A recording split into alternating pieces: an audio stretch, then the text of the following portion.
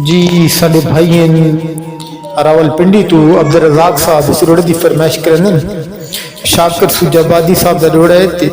शाकिर आदा मेरी पूंजी पांजी जिंदगी दी मेरी पूंजी पांजी जिंदगी दी तैं सारी लू सुवा की थी दिती मैं एक दिल विच झाते को दिती मैं एक दिल विच झाते को तैं मैडी निंद तबाह की थी देने गम दी सौगात सजन देने गम दी सौगात सजन मैं तैकू रो दुआ की थी रख सुकनी कीती शाकिर दी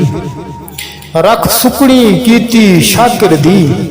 जेड़ी तैं कीती वाह वाह कीती जेड़ी तैं कीती वाह वाह कीती।